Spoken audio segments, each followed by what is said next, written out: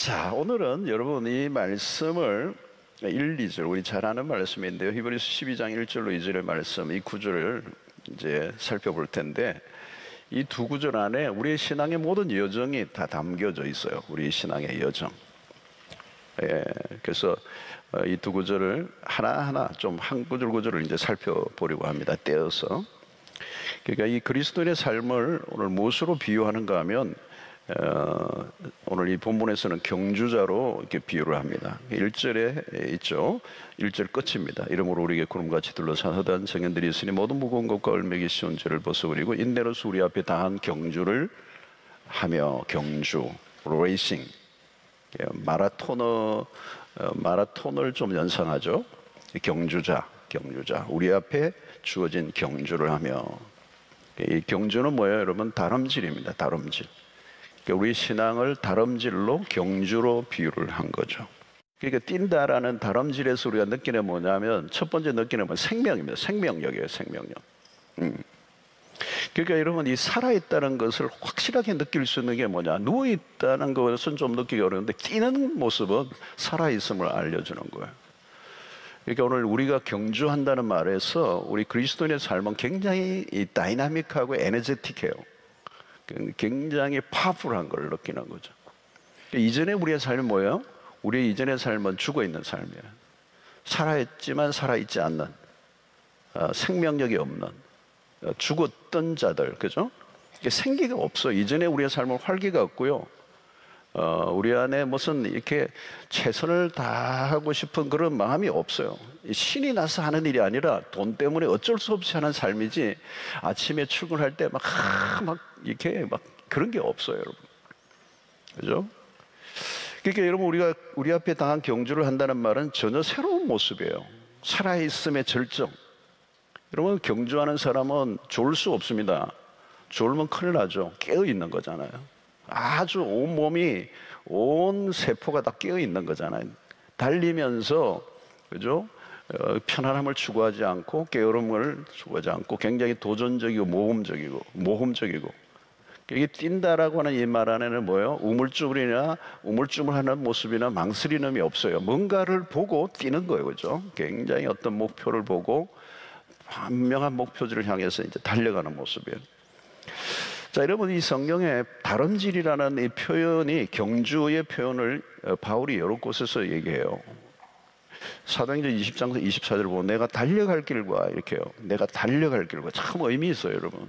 내가 달려갈 길과 주 예수께 받은 사명 곧 하나님의 은혜의 복음을 증언하는 일을 마치려 하면은 나의 생명조차 조금도 귀한 것으로 여기지 않는다. 그러니까 자기의 생명도 조금도 귀하지 않게 여길 정도로 뭔가를 본 거죠. 그게 복음이에요. 그리고 그게 하나님으로부터 받은 사명이고, 그 사명을 깨닫게 되니까 뭐예요? 달려가는 거예요. 나의 달려갈 길과, 이게 먼저 나오는 거예요. 달려간다는 말은 뒤로 가는 게 아니죠, 여러분. 뒤로 누가 달려가겠어요? 앞으로 달려가는 거잖아요. 물러서는 모습이 아니에요. 우물쭈물하는 모습이 아니라는 거죠. 그러니까 이건 뭐냐면 삶의 목적과 이유를 발견한 사람만이 가능한 거면 달린다는 표현인 거예요. 그러니까 우리가 생명력이 있는 거지만 그냥 단순한 생명력이 아니고 목표를 분명히 본 겁니다. 이전에는 삶의 의미가 없었어요. 뭘 해도 신이 안 나. 여러분 돈을 위해서 일을 하는 거는 한계가 있습니다. 돈 아무리 줘도요, 그 돈이 나의 삶을 움직이게 하는 동력이 될 수가 없어요. 가치, 사명, 삶의 의미를 발견해야 돈과 상관없이 아프리카도 가는 거잖아요. 그죠? 그게 이제 우리의 삶의 걸음걸이가 있는 거죠. 그러니까 여러분 목적이 분명하지 않고 사명이 분명하지 않는 사람은요, 얼굴이 벌써 생기가 없어요. 그리고 걸어도요, 흐느적 걸어요. 주머니 손 넣고 어스렁어스렁. 근데 여러분 이 사명을 발견한 사람은 걸음이 힘찬 거죠. 그죠? 뛴다라는 말은, 다름질이라는 이 말은, 경주라는 말은 굉장히 다이내믹한 모습이라는 거죠. 자, 디모데후서 4장 7절에 이렇게요. 나는 선한 싸움을 싸우고 나의 달려갈 길을 마치고 그랬어요. 바울은 일평생 달렸어요. 달리는 인생이 막 전력 질주를 한 거예요. 나의 달려갈 길을 마쳤다는 거. 그 사도행전 20장하고 맞잖아요, 그죠? 다름질하는 거예요. 여러분 요즘 러닝을 많이 하는데 뭘 느껴요? 활력이에요, 활력. 뭔가를 향하여 달려가는 모습. 병원에 가면 뭐예요? 병원에 가면 좀 병원 딱 생각하면 뭐가 나요? 침대. 누워 있는 거잖아요. 여러분, 걷는 것보다 더 뛰는 게 활력이 있는 거잖아요. 이게 복음의 역동성을 말합니다. 그래서 믿음이 뭡니까? 믿음은 동사예요. 믿음은 동사예요. 추상명사가 아니에요. 믿음을 가지는 순간 굉장히 다이나믹해지는 거예요. 옛날에 소극적이고 부정적이고 굉장히 뭔가 시니컬하고 뭔가 미온적인 삶을 살았던 사람이 믿음이 생기면 굉장히 적극적이게 되는 거예요. 그렇게 여러분, 믿음을 굉장히 사실적으로 표현한 게 여호수아서 아닙니까? 여호수아서를 보면 하나님께서 그 땅을 밟으라는 거죠. 그죠? 취하라는 거죠. 정복하라는 거잖아요. 이게 믿음의 삶이라는, 가나안의 정복이 얘기. 출애굽으로 끝난 게 아니고 가나안을 정복한다는 거예요. 정복은 뭐예요? 굉장히 적극적인 행위잖아요. 갈렙이 뭐예요? 이 땅을, 이 산지를 내게 달라는 거잖아요. 얼마나 적극적이에요, 여러분. 영적 기기가 흐르는 거잖아요. 여러분, 믿음을 가진 이후에 우리에게 일어나는 변화는 그런 겁니다. 굉장히 긍정적이에요. 옛날에는 굉장히 소극적이고 부정적이었던 게 많아요. 왜? 하고 싶어지는 어떤 내면의 내적 동기가 별로 안 일어나요. 그러니까 굉장히 좀 이렇게 싸늘한 거죠. 시니컬한 거예요. 자, 그런데 오늘 여기 경주를 하는 게 우리의 삶의 모습이에요. 다름질하는 거예요. 그런데 이 경주에서 우리는 중요한 게 뭐냐? 그냥 무질서하게 무작정 뛰는 게 아니에요. 여러분, 막 정신없이 뛰는 사람은 정신 이상자죠. 정해진 코스로 뛰는 거죠. 다른 사람의 레이스로 뛰는 게 아니고 자기에게 주어지는 레이스로 뛰는 것입니다. 각자의 레이스가 있어요. 그리고 경기 규칙을 지키는 거죠. 규칙을 어기면 경기를 할 수가 없습니다. 가야 할 코스가 정해져 있고 자기가 가고 싶은 대로 가는 게 아니에요. 어떤 사람이 1등을 했습니다. 근데 혜성같이 나타나요. 뉴스에 막 데스토피를 했는데 그동안의 모든 기록을 다 깬 선수가 나타난 거예요. 근데 알고 보니까 중간에 이렇게 부정을 한 거예요. 그게 드러났어요. 그죠? 그건 의미가 없는 것입니다. 그래서 고린도전서 9장 26절에 그러므로 나는 달려갈 다름질을 하기를 방향 없는 것 같이 아니하고 싸우기를 허공을 치는 것 같이 아니하며, 방향 없이 뛰면 안 된다. 방향이 분명해야 된다. 그래서 여러분, 우리가 늘 하는 말이 뭐예요? 속도보다 방향이다. 열심히 사는 게 중요한 게 아니고 바르게 가야 된다는 거예요. 여러분, 바른 방향을 향해 가려고 하면 어떻게 해야 됩니까? 하나님의 말씀이죠. 그죠? 여러분, 우리가 빨리 성공하는 게 중요하지 않습니다. 빨리 뭐가 이루어지는 게 중요하지 않아요. 바르게 가야 되는 거거든요. 근데 그 바르게 가려고 하면 무엇이 있습니까? 하나님의 말씀이 기준이잖아요. 그 말씀을 지키는 일이 중요하다. 그래서 그 말씀이 우리의 로드맵이 된다. 우리가 달려갈 길을 제시해 준다는 겁니다. 여러분, 하나님의 부르심을 받았던 아브라함이 어떻게 해요? 창세기 12장 4절을 보면 이래요. 이에 아브라함이 여호와의 말씀을 따라갔고 롯도 그와 함께 갔으며 아브라함이 하란을 떠날 때 75세였더라. 여기 보십시오. 아브라함이 여호와의 말씀을 따라갔다는 거예요. 갈 바를 알지 못하고 떠났지만 하나님께서 그가 가는 모든 길들마다 말씀으로 인도했다는 거죠. 그러니까 아브라함은 말씀을 따라갔다는 거예요. 근데 조카 롯은 뭐예요? 말씀을 따라간 게 아니에요. 롯은 삼촌을 따라간 겁니다. 삼촌. 근데 삼촌을 따라갔지만 사실은 삼촌을 따라갔다기보다 그의 나중에 행보를 보면 그런 삼촌을 통하여 뭔가 어떤 물질적 이익을 더 많이 생각했던 사람이에요. 그래서 목적인 문제가 생기니까 이제 삼촌과 결별하잖아요. 그 롯이 삼촌과 결별한 순간부터 그의 삶은 혼란에 빠져버려요. 리스에 벗어나 버린 거죠. 갈수록 어떻게 해요? 말씀과 거리가 먼 길로 가고 나중에는 어때요? 소돔과 고모라로 걸어 들어갑니다. 말씀의 인도를 받아야 되는데 그 말씀의 인도를 안 받으니까 위기 상황으로 몰리는 거죠. 여러분, 말씀이 끊어지면 가던 길을 멈춰. 여러분, 말씀이 끊기면요, 가다가 멈춰야 돼요. 말씀이 다시 임할 때까지 기다리셔야 돼요. 열심히 산다고 되는 게 아니에요, 여러분. 바다에서 항해를 하는 배가 길을 잃으면 표류하잖아. 표류 상태가 되면 어때요? 무슨 일이 날지 모르는 거예요. 광야와 똑같은 겁니다. 광야에서는요, 하나님의 말씀밖에 없는 거예요. 왜 광야로 하나님이 모시는 줄 아세요? 하나님의 말씀에 귀를 기울이라고. 광야는 아무것도 없어요. 하나님 말씀밖에 없어요. 그 말씀의 인도를 받으면 광야도 통과해요. 근데 말씀이 없으면 광야에 죽는 거예요. 여러분, 우리 이 세상이 광야 같잖아요. 우리 인생이 광야 같잖아요. 뭐 화려해 보여도 여러분, 여기 하나님의 음성이 끊기면 우리는 길을 잃어요. 그러면 그 순간 무슨 일이 일어나지 못해요. 그러니까 하나님의 말씀이 끊기면 광야에 수 없는 사람들이 객사를 하는 거예요.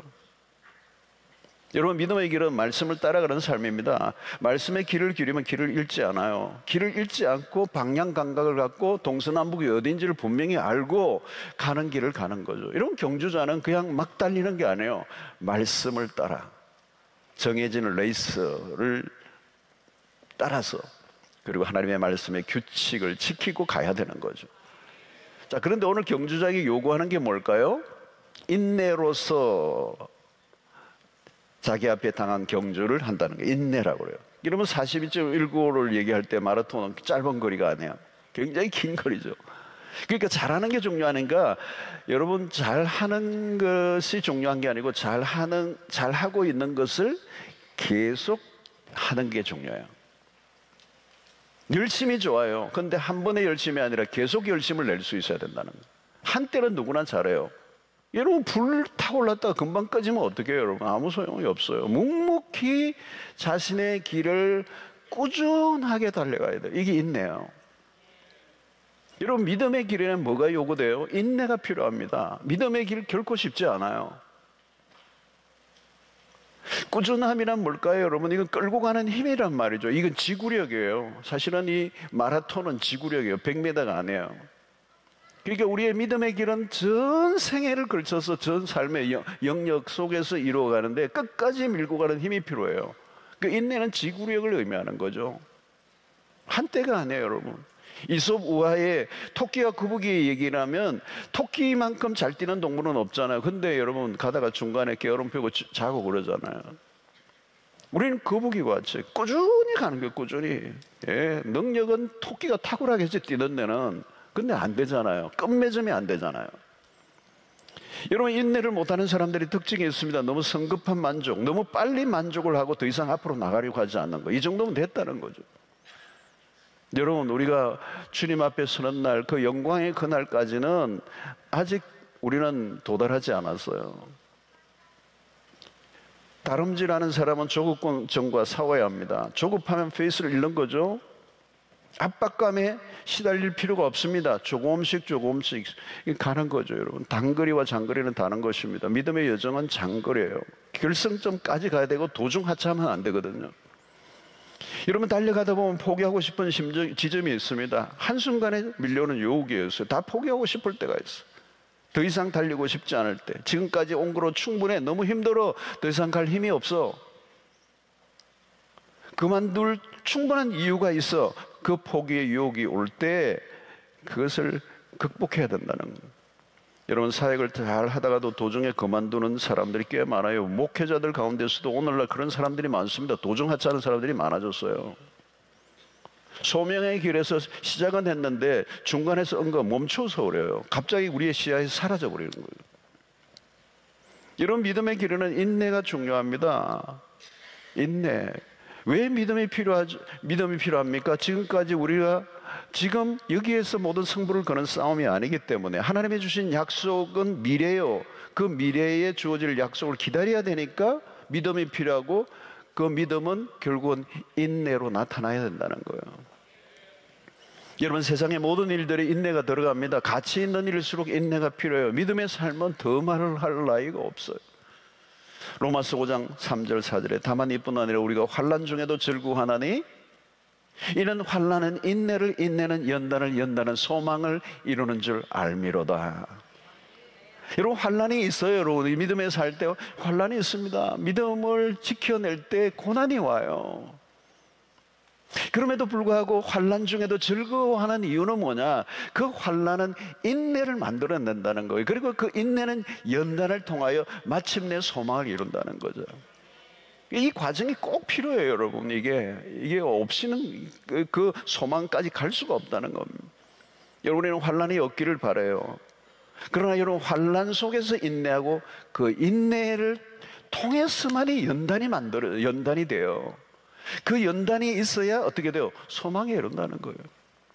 여러분, 모든 선한 열매는 인내의 결과입니다. 오래 참음은 성령의 열매죠. 그래서 어떤 면에서 이 인내는 나만의 노력만으로 안 돼요. 여러분, 인내를 만만하게 보면 안 됩니다. 결코 쉽지 않아요. 그래서 우리는 순간순간 힘들 때마다 어떻게 해요? 성령의 도움을 구해야 합니다. 성령의 열매예요. 그래서 이 믿음은 인내의 싸움이다. 우리의 힘만으로는 한계가 있어요. 한 방향으로 오랜 기간의 순종을 하려고 하면 포기하고 싶을 때 성령의 도움을 구하고, 우리는 끝까지 이 믿음의 길에서 포기하지 않고 조급해하지 않고 꾸준히 한결같이 이 믿음의 길을 걸어가야 될 줄로 믿습니다. 자, 그런데 계속 달려가게 하는 힘이 그러면 뭐냐? 무엇을 바라보느냐예요. 무엇을 바라보느냐? 이 목표 지점이 뭐예요? 믿음의 주요 또 온전하게 하시는 이인 예수를 바라보자 그랬어요. 이런 믿음의 주라는 거죠. 여러분, 이게서 믿음의 삶은 그리스도를 믿는 믿음을 말합니다. 하나님의 아들을 믿는 믿음이어야 한다는 거. 아들은 우리의 모든 시작이요 마침이 되고 알파와 오메가가 되십니다. 우리 안에서 시작하신 이가 그리스도 예수의 날에 이루어질 것을 우리가 믿습니다. 여러분, 이 믿음은 큰 능력을 낳습니다. 주님은 우리에게 믿음을 주시는 분이고, 믿음으로 달려가게 하는 모든 힘을 주님이 우리에게 제공해 주시는 줄로 믿습니다. 여러분, 이 믿음이 삶의 태도를 바꿔요. 이 믿음은 삶에 대한 적극적인 태도를 만들어내고, 그 주님의 주시는 믿음을 우리가 의지할 때 이 경주에서 끝까지 달려가게 될 줄로 믿습니다. 자, 그런데 오늘 여기 달려갈 때 중요한 게 하나 있는데, 오늘 여기 보니까 모든 무거운 것과 얽매이기 쉬운 죄를 벗어버리고 그랬어요. 여기 뛰는데 방해되는 걸 버려야 된다는 거죠. 얽매이기 쉬운 죄, 무거운 것과 얽매이기 쉬운 죄. 여러분, 이 무거운 것들 있잖아요. 우리의 삶을 무겁게 하는 것들, 그리고 얽매이기 쉬운 죄들. 특별히 이 죄들은 우리의 삶을 그냥 뭔가 우리의 삶을 그냥 칭칭 감고 뭔가 끈적끈적하게 우리에게 달아붙어서 안 떨어지는 어떤 죄들, 그 죄들을 끊어버리지 않으면 우리가 다름질을 할 수가 없어요. 그게 우리를 방해하는 거고, 그 죄의 문제가 끊임없이 우리를 지치게 한다는 거죠. 여러분, 그런 죄는 사람들마다 달라요. 우리를 넘어지게 하는 아킬레스건들이 다 사람들마다 달라요. 어떤 사람은 원망과 불평하는 사람들, 이스라엘 백성들 늘 원망 불평하다가 이스라엘 백성들 무너졌잖아요, 여러분. 어떤 사람은 좀 게으름이 그분에게 아킬레스건이 될 수가 있어요. 어떤 사람은 감각적인 쾌락을 추구하는 사람들, 그걸 못 이겨내는 거죠. 어떤 사람은 미워하는 이 감정, 그죠? 어떤 사람은 분노하는 그런 감정, 그런 습관들이 되어져 있는 사람들. 여러분, 아무리 작은 것이라도 계속 뛰면 짐이 돼요. 여러분, 그래서 순례자는 짐이 가벼워야 된다. 여행객도 마찬가지죠. 짐을 최소화해야 돼요. 짐이 많으면요, 짐꾼이 돼요. 여행이 아니고. 가고 싶은 게 못 가요. 짐이 많아서 안 된다. 여행 가가지고 짐이 많아서 안 된다. 짐 지킬 거다 이러고. 여러분, 예수님이 전도자들을 향해서도 그랬죠. 주님은 전대에 금이나 은이나 동을 가지지 말라는 거죠. 여행을 위해서 배낭이나 두불옷이나 신이나 지팡이 가지고 가지 말라는 거예요. 두불옷 가지고 다니지 말라는 거예요. 하나만 들고 다니는 거예요. 예. 여러분, 순례자의 영성이죠. 심플 라이프예요. 무엇을 가지려고 하는 게 아니에요. 자꾸 버리는 거예요. 계속 버리는 거예요. 여러분, 믿음의 길을 걸을 때 여러분, 많은 짐들이 우리의 삶을 자꾸 무겁게 만드는 거예요. 여러분, 우리가 사는 지금 이곳은 우리의 목표지가 아닙니다. 가는 여정에 있고 우리는 길 위에 있어요. 천년 만년 여기에 살지 않아요. 아주 짧게 살다가 가는 거예요. 그리고 움켜쥐려고 하지 말라는 거예요. 우리가 가벼워야 주님의 말씀에 순종하고 주님이 말씀하신 대로 이동하고 포기하고 또 갈 수 있는 이게 있는 거예요. 여러분, 꽉 쥐고 있으면 못 가요, 여러분. 예. 지금도 여러분들 전세집에 있는 분들 감사하세요. 또 다른 집으로 갈 준비가 돼 있잖아요, 여러분. 근데 집이 너무 좋으면 못 가. 여기서 그냥 말뚝을 박아야 돼. 그죠? 내려놓는 것들이 필요해요, 여러분. 쉽게 내려놓을 수 있는 준비를 늘 내려놓을 수 있는 준비를 해야 되는 거예요. 그죠? 내려놓지 않으면 갈수록 삶이 무거워진단 말이죠. 여러분, 처음부터 우리가 버리지 못해요. 오랫동안 나에게 익숙해져 있는 걸 거부하기 어려워요. 오랫동안 습관을 벗는 일 쉽지 않아요. 여러분 계속 달리려고 하면 어때요? 버려야 돼요. 처음부터 다 버리지 못하지만 하나씩 하나씩 버리는 거. 문제는 뭐죠? 욕심이에요. 짐이 많아지고 삶이 무거워지는 이유, 그 죄의 습관을 끊어버리지 못하는 이유 중에 하나는 우리 안에 욕심이 있는 거예요. 그래서 그 욕심을 해결하지 않으면 이 경주를 할 수가 없어요. 오히려 자기의 쌓아놓은 그 짐에 깔려 죽는 거예요. 다름질은 고사하고 움직일 수도 없는 거죠. 여러분 어떻게 해야 되죠? 고린도전서 9장 27절에 내가 내 몸을 쳐 복종하게 하면 내가 남에게 전파하는 다리여 자신이 도리어 버림을 당할까 두려워함이로다. 바울도 이걸 느낀 거죠. 내가 내 몸을 쳐 복종하게 한다는 거예요. 이 복식 용어예요. 내가 내 몸을 쳐 복종하게 하려고 하면 어떻게 돼요? 자기를 절제하는 거죠. 철저한 자기 절제. 그걸 하지 않으면 내가 남에게는 전파했는데 내가 버림을 받을 수 있다는 거예요. 여러분 운동선수들 보십시오. 먹는 것 다 안 먹어요. 그 어떤 선수 보니까 라면을 1년에 한 번 딱 먹어봤다든가 자기는 먹어본 기억이 별로 없다고 그러더라고요. 젊은 청년인데 이렇게 올림픽에 나가는 선수니까 먹어본 적이 없어요. 그럼 이렇게 먹고 싶은 걸 못 먹는 거예요, 여러분. 여러분 미국에 지금 유명한 농구 선수 안에 르브론 제임스가 있습니다. 레이커스 팀에서 뛰는 현역인데 42살이에요. 그 아들도 지금 현역으로 뛰고 있어요. 같이 뛰고 있어요. 이 전설적인 인물이에요. 연봉이 어마어마한 지금 거의 탑이죠. 여러분 그분의 그 인터뷰를 들어보면 놀라워요. 어떻게 그렇게 오랫동안 20년 동안에 최고의 선수로 이렇게 그 실력을 유지하느냐나요. 딱 한마디예요. 고도의 자기 절제예요. 농구 선수인데 수도사 같아요. 수도사. 어디 토굴에서 철저하게 이렇게 모든 걸 끊고 자기 절제를 하고 있는 수도사 같은 모습이 농구 선수에게 있는 거예요. 음식 말할 것도 없어요. 생활 전체를 무변별하게 저녁 늦은 시간에 파티도 안 가요. 자기가 하고 싶은 대로 하고는 목소리지면 갈 수 없다는 걸 운동선수가 잘 알고 있는 거죠. 여러분 우리에게 너무 많은 것들이 우리의 삶을 붙잡고 놓아주지 않는 것들이 있어요. 믿음의 삶에. 오늘 이 밤에 여러분들이 한번 잘 체크해 보세요. 어떤 것들이 나를 붙잡고 있느냐는 거죠. 어떤 것들이 나의 믿음의 삶에 방해가 되느냐. 뭔가가 나를 얽어매고 있는 게 뭐냐. 나를 무겁게 하는 것들이 뭐냐는 거예요. 끊임없이 반복되는 작은 죄가 나의 삶을 계속 무너뜨리고 앞으로 다름질을 못하게 하는 거예요. 그러니까 스피드가 안 나는 거예요. 신앙의 속도가 안 나는 거예요. 진도가 안 나가는 거예요. 내 뺑뺑을 치는 거예요. 반복하는 거예요. 여러분 자기를 부인해야 됩니다. 어떻게 해야 돼요? 마태복음 16장 20절 이에 예수께서 제자들이 이르시되 누구든지 나를 따라오려거든 자기를 부인하고 자기 십자가를 지고 나를 따르라. 얼마나 중요한 말씀입니까?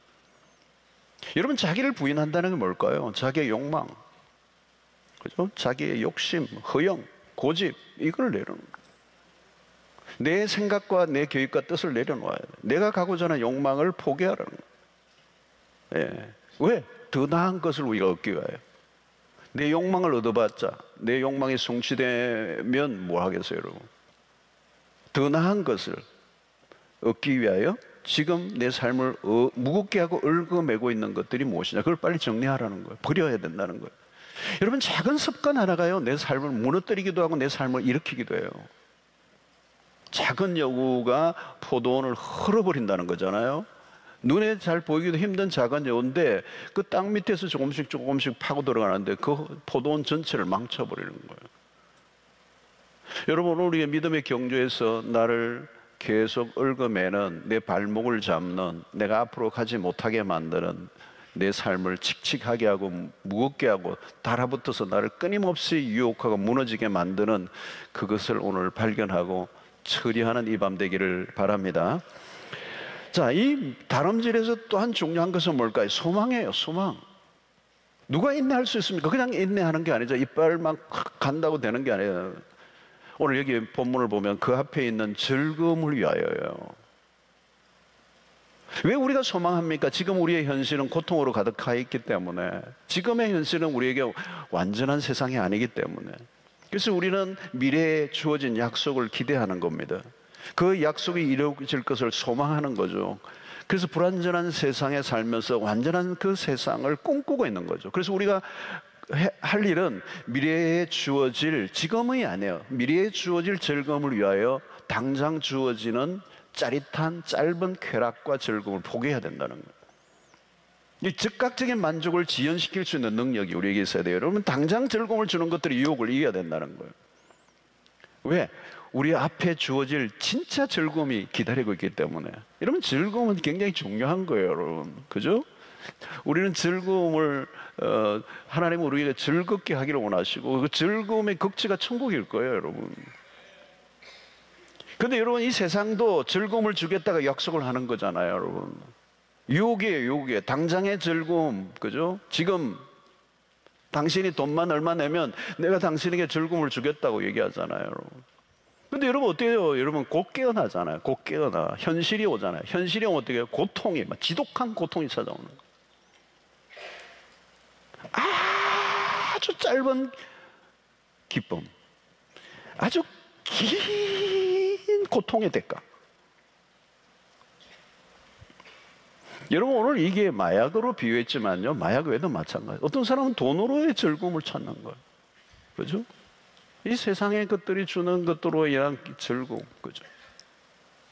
그 즐거움 때문에 영원한 즐거움을 잃어버리고, 이 땅에 주는 즐거움이 많아요. 모든 걸 다 단절하라는 얘기 아니에요. 커피 마셔도 좋아요. 누릴 건 누리셔요. 그러나 그런 것들에 심취해서, 그런 것에 빠져서, 그런 것에 몰입해가지고, 그런 것에 완전히 중독이 되어서 영적 경주에 방해가 되어서는 안 된다는 거예요. 이러면 신앙의 경주에 방해가 되면 그거 안 되는 거예요. 아무리 좋은 거라도. 왜 인내해야 합니까? 더 나은 즐거움을 위해 잠깐의 즐거움을 거부하라는 거예요. 여러분, 십자가 없는 부활은 없어요. 고난이 없는 영광 없잖아요. 여러분, 고난이 없는 영광은 사기예요, 사기. 사기라고. 가짜예요. 우리를 속이는 겁니다. 세상은요, 온통 당장 즐거움을 주겠다는 거예요. 전부 다 이겁니다. 즐거움을 주겠다는 거예요. 기쁨을 주겠다는 겁니다. 쾌락을 주겠다는 거예요. 여러분, 이 순간의 성공을 약속하는 데 속지 마십시오. 주님은 영광을 바라보면서 현재의 고난을 참으셨다는 거예요. 로마서 8장 18절, 생각하건대 현재의 고난은 장차 우리에게 나타날 영광과 비교할 수 없도다. 여러분, 18절 다시 한번 같이 읽어보죠. 시작. 생각하건대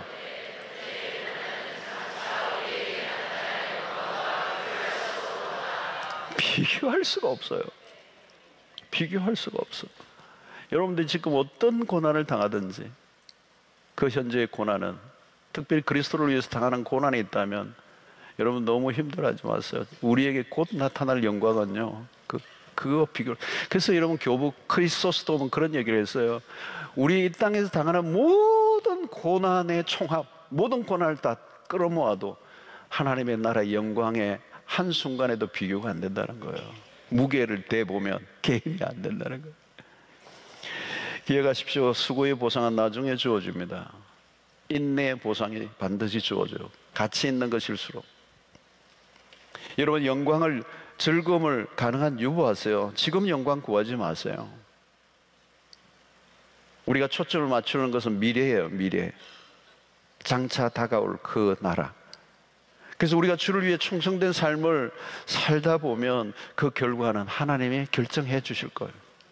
여러분, 기억하십시오. 우리에게 좋은 것은 아직 오지 않았습니다. 우리는 이 땅에서 모두 승부를 걸 사람들이 아니에요. 순례자들이죠. 목표 지점은 여기가 아니에요. 영원한 하나님의 나라. 여러분, 우리의 눈으로 보이는 것은 다 사라져요. 보이는 것들은 영원한 것이 아니에요. 보이지 않는 것이 영원한 것입니다.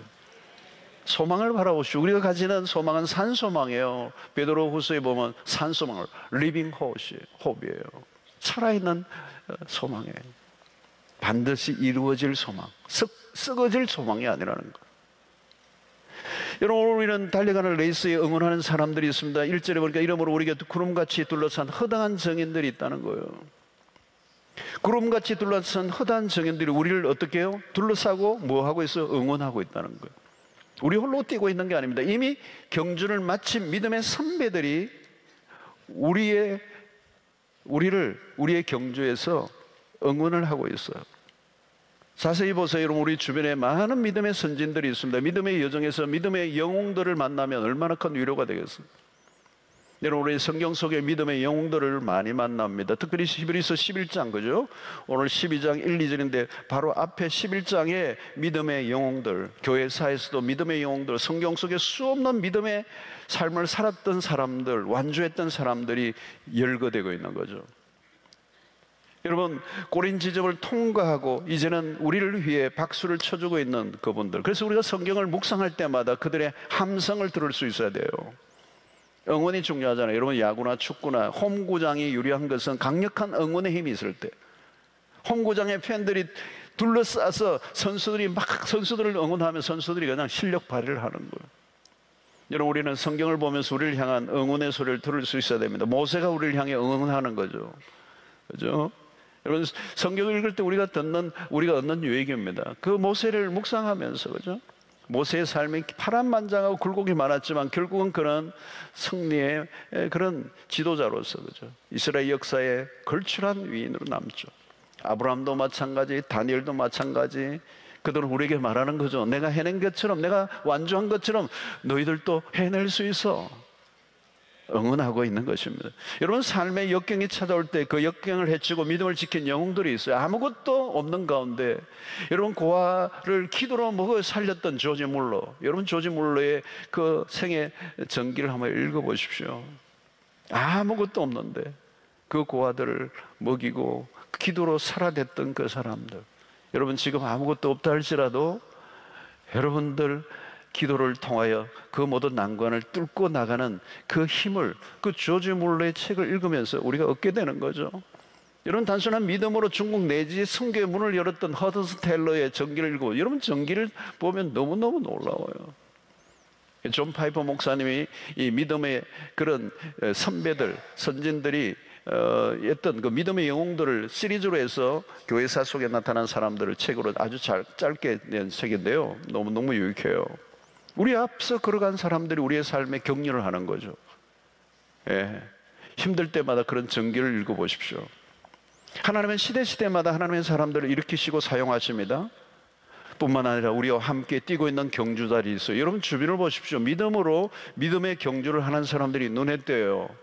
몇 걸음 앞에 가는 선배들이 있어요. 여러분, 러닝 할 때도 여러분 혼자 하지만 다 같이 함께 뛰는 것을 보죠. 홀로 뛰면 지치기 쉬워요. 그러나 함께 뛰면 동료가 있으면요, 의지가 되고요, 힘이 돼요. 서로 응원하는 거. 조금만 더 갑시다. 그죠? 장거리일수록 그래요, 여러분. 오래 뛰려고 하면 함께 뛰어야 돼요. 함께 뛰는 사람들이 서로 격려해 줄 때 나만 힘든 게 아니구나. 예, 여러분, 서로 막 그냥 격려를 하면서 갈 때 그게 힘이 되는 거죠, 여러분. 그래서 여러분, 우리의 믿음의 경주에서 매우 중요한 게 뭔지 아세요? 공동체가 중요한 거예요.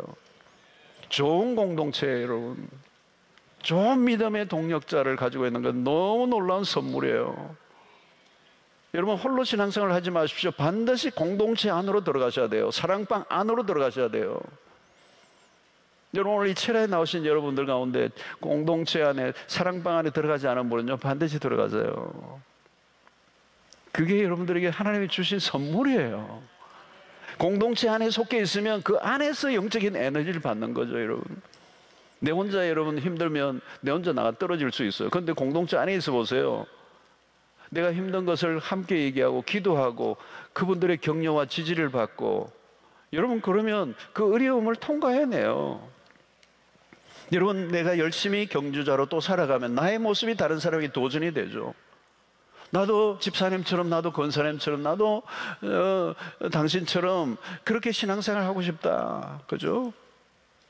여러분들이 어려운 가운데서 믿음을 지키는 모습을 그 주변의 사람들이 볼 때 내 뒤에 따라오는 사람들이 또 그것을 보고 힘이 되는 거예요. 위로가 되는 거예요. 조금만 더 힘을 내세요. 포기하지 마세요.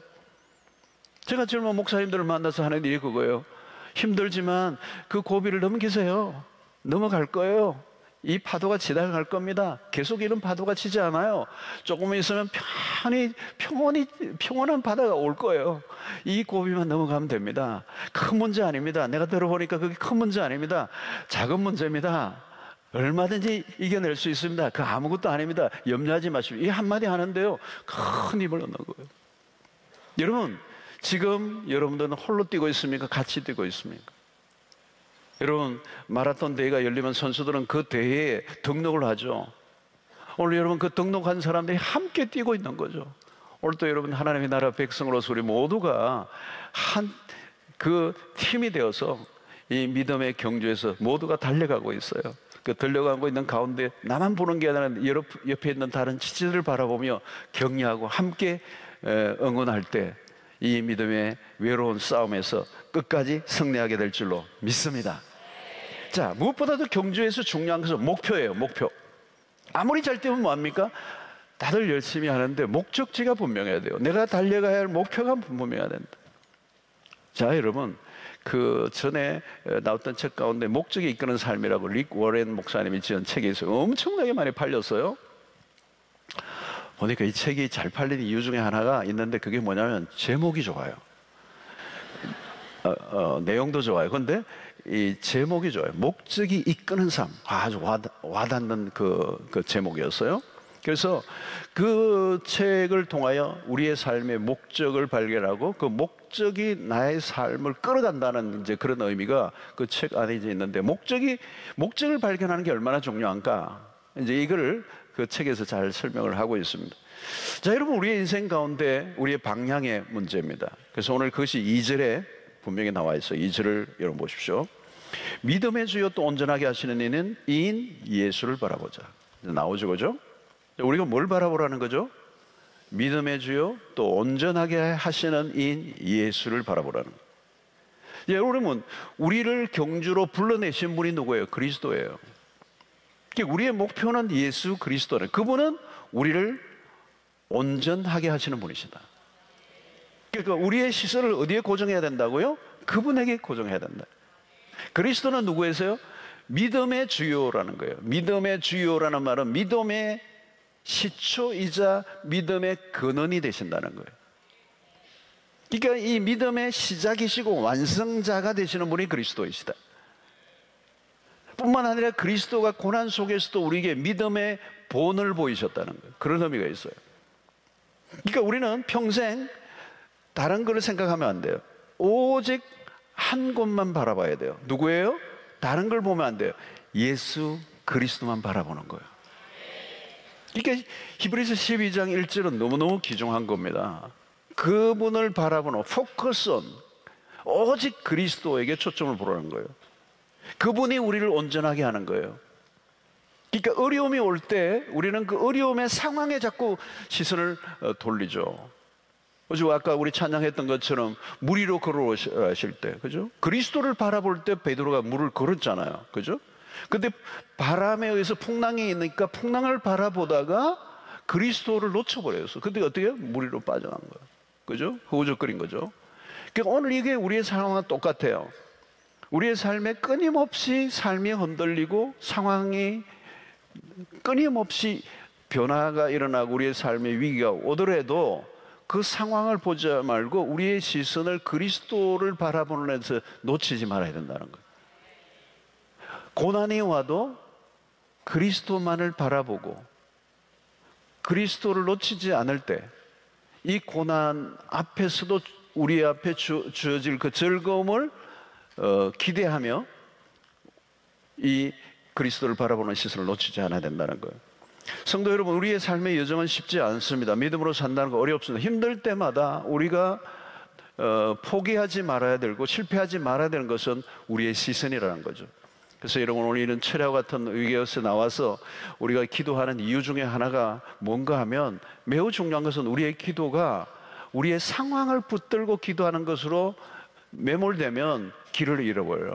오늘 이 기도하는 가운데 여러분들의 시선은, 우리의 모든 기도의 초점은 예수 그리스도가 되어야 될 줄로 믿습니다. 그분이 우리의 길이 되세요. 그죠? 그래서 우리는 관광객이 아닙니다. 관광객은 볼 것을 보고 돌아오죠. 그죠? 근데 우리는 이 땅을 목적지가 아니에요. 이 땅이 우리의 목적지가 아니에요. 예. 세상의 사람들은 어디로 가고 있는가를 물으면 답이 없어요. 목표가 바라보는 게 없어요. 뭐 이거 쫓았다가 저것도 쫓았다가 막 세상에 보는 것들을 보는 거죠. 근데 우리는 딱 하나요. 우리가 도달할 곳은 아버지이시고 아버지가 계신 집이에요. 그것이 영원한 집이요 하나님의 나라예요. 모든 수고와 고통을 통과해낸 자들에게 주어지는 미래의 최종적인 목적지고 약속의 땅이란 말이죠. 그게 가나안이라는 의미로 우리에게 다가오는 것이고, 바울 사도는 그것을 바라보고 달려간 거예요. 여러분, 바울의 삶이 얼마나 고난이 많았고 환난이 많았어요. 인간적으로 육체적으로 보면 너무너무 시련과 고통을 당했던 인생을 살아갔지만 그런 시종일관 달려간 거죠. 여러분, 빌립보서 3장 13절 14절을 보면 형제들아 나는 아직 내가 잡은 줄로 여기지 아니하고 오직 한 일 즉 뒤에 있는 것을 잊어버리고 앞에 있는 것을 잡으려고 표대를 향하여 그리스도 예수 안에서 하나님이 위에서 부르신 부름의 상을 위하여 달려가노라. 바울이 바라보았던 것은 정확해요. 이 경주의 끝이 나는 날이 올 것이고 그 날은 결국은 주님 앞에 서는 것이고 우리를 부르신 그 부름의 상이 기다리고 있는 최종적인 완성된 그 나라를 바울이 바라보고 전력 질주를 한 것입니다. 사랑하는 성도 여러분, 언젠가는 우리의 믿음의 여정이 끝 지점에 도달하는 날이 올 것입니다. 하나님이 위에서 부르신 그 부름의 상을 받는 날이 반드시 올 것이고 하나님과 우리가 얼굴을 맞대고 보는 날이 올 것이며 우리의 몸이 영화로운 몸으로 변화되어 그 주님의 영광에 동참하는 그 영광의 날이 우리에게 올 것입니다. 우리에게는 좋은 것이 아직 오지 않았어요. 우리는 믿음의 경주를 하고 있고 이 뛰는 과정 속에 유혹이 많고 그리고 방해물이 많고 때로는 포기하고 싶은 유혹이 있지만 이 믿음의 여정을 포기하지 않고 끝까지 걷는 자들에게 하나님께서 반드시 주시는 상이 있는 줄로 믿습니다. 완주자들만이 누리는 즐거움이 있습니다. 도중에 포기하지 않고 끝까지 완주하는 자들에게만 주시는 은혜와 축복이 있는 것입니다. 사랑하는 성도 여러분, 오늘 우리는 이 히브리서 12장 1절로 2절의 말씀처럼 우리 모두는 믿음의 경주자들입니다. 여러분들은 어딘가에 서 있습니다. 그리고 어딘가를 향해 달려가고 있습니다. 그리고 지금까지 잘 해오셨습니다. 결코 포기하지 마시고 인내로 그리고 우리에게 당한 이 경주의 그 앞에 오는 그 즐거움을 위해서 오늘에 주어질 그 짜릿한 일시적인 즐거움을 유보하고 거부하고 최종적인 그 즐거움으로 가득한 하나님의 나라에서 영원히 천국의 삶을 누릴 그날을 기대하면서 여러분, 이 세상에 가는 사람들의 레이스를 쫓지 마시고 우리에게 주어지는 레이스를 지키면서 말씀을 따라 꾸준히 한결같은 모습으로 그 길을 걸어가시면 하나님이 우리에게 면류관을 세워주시고 환호하시며 우리의 믿음의 영웅들이 그 천국의 입구에서 우리를 환대하며 맞아주시는 그 영광스러운 그날이 반드시 올 줄로 믿습니다. 여러분, 이 세상의 것들로 인하여 여러분들의 방향과 시선을 놓치지 마십시오. 오직 그리스도만을 바라보십시오. 언제나 그리스도를 바라보면 우리는 실패하지 않습니다. 그분은 우리의 믿음에 주시고 우리를 온전하게 하시는 분이십니다. 오늘 우리는 정말 우리의 삶에 온전하지 않은 정말 불완전한 모순투성인 우리의 삶을 내가 봐도 나를 볼 때 실망할 수밖에 없는 이런 만들어져가는 이 과정 속에 있습니다. 그러나 언제나 완성된 모습으로 주님 앞에 서게 될 기가 막힌 날이 다가오게 될 줄로 믿고 그날까지 이 믿음의 경주에서 끝까지 완주하는 한 분 한 분 되시기를 주의 이름으로 축원합니다.